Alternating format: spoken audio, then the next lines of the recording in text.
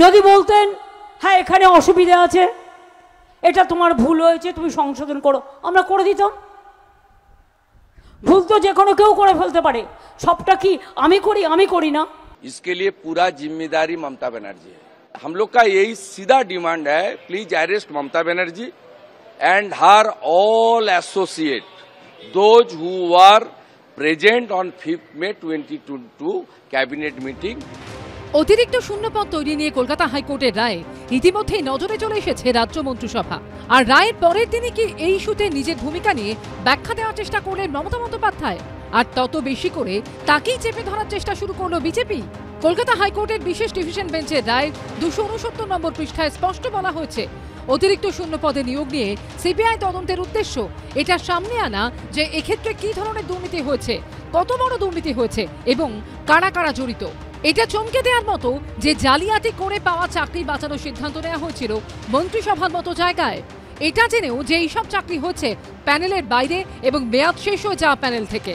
রায়ের কপি 273 এবং 274 নম্বর পৃষ্ঠায় নির্দেশের অংশে বিচারপতিরা বলেছেন, বেআইনি চাকরি প্রাপকদের সুযোগ করে দিতে অতিরিক্ত শূন্যপদ তৈরির ছাড়পত্র দিয়েছিলেন রাজ্য সরকারের কোন ব্যক্তিরা তা নিয়ে সিবিআই আরও তদন্ত চালাবে।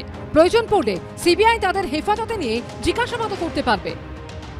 এডুকেশন ডিপার্টমেন্ট আলাদা ডিপার্টমেন্ট আছে,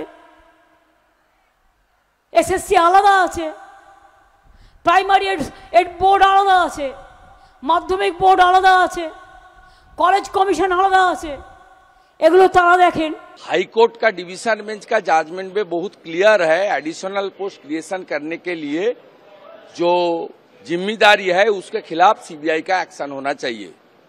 5 May 2022 ममता बनर्जी का चेयर में कैबिनेट का रेजोल्यूशन हुआ सुपर न्यूमेरिक पोस्ट का क्रिएशन करने के लिए।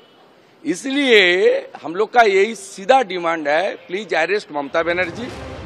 এর আগে বিচারপতি থাকাকালীন অভিজিৎ গঙ্গোপাধ্যায়ের এজলাসে অতিরিক্ত শূন্যপদ প্রসঙ্গে মন্ত্রিসভার কথা উঠে এসেছিল।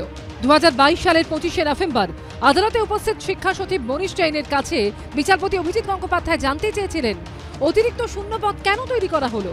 উত্তরে শিক্ষা সচিব বলেন, উপযুক্ত স্তর থেকেই নির্দেশ দেওয়া হয়। ব্রাত্য বসু নির্দেশ দিয়েছিলেন, আইনি পরামর্শ নেওয়ার কথা বলেছিলেন, আইনজীবী ও অ্যাডভোকেট জেনারেলের সঙ্গে কথা হয়েছিল, আইন দফতরের সঙ্গেও কথা বলি, কথা হয় স্কুল সার্ভিস কমিশনের চেয়ারম্যানের সঙ্গে, মুখ্য সচিবকে বিষয়টি জানানো হয়, নোট পাঠানো হয় ক্যাবিনেটে। কলকাতা হাইকোর্টের সোমবারের রায়েও সেই প্রসঙ্গ উঠে এসেছে। রায়ের কপি 215 নম্বর পৃষ্ঠায় বলা হয়েছে, বেআইনি নিয়োগের জন্য এসএসসি অতিরিক্ত শূন্যপদ তৈরির আবেদন জানিয়েছিল, রাজ্য সরকারও তার বিরোধিতা করেনি। এমনকি আদালতে পেশ করা নথিতে দেখা গেছে বেআইনিভাবে চাকরি পাওয়া প্রার্থীদের জায়গা করে দিতে রাজ্যের মন্ত্রিসভা অবধি অতিরিক্ত শূন্যপদ তৈরিতে ছাড়পত্র দিয়েছিল। প্রধান সচিব সিঙ্গেল বেঞ্চে হাজির হয়ে অতিরিক্ত শূন্যপদ তৈরি সংক্রান্ত ক্যাবিনেট নোট এবং ক্যাবিনেট মেমো পেশ করেছিলেন। আপনার নির্দেশে এই চুরি হয়েছে এবং আমি মহামান্য আদালতের কাছে আমি অনুরোধ করব এবং দৃষ্টি আকর্ষণ করব যে মমতা ব্যানার্জিকে সিবিআই ইনভেস্টিগেশনের আওতায় আনা হোক, কারণ এই রাজ্যে ওনার নির্দেশ ছাড়া একটা গাছের পাতাও নড়ে না। দরকার হলে ওনাকে অ্যারেস্ট করা হোক এবং অ্যারেস্ট করে ওনার জিজ্ঞাসাবাদ হোক। এবার কি হবে সেদিকেই সবার নজর। সৌভিক মজুমদার, প্রকাশ সিনহা ও কমল কৃষ্ণদের রিপোর্ট, এবিপি আনন্দ।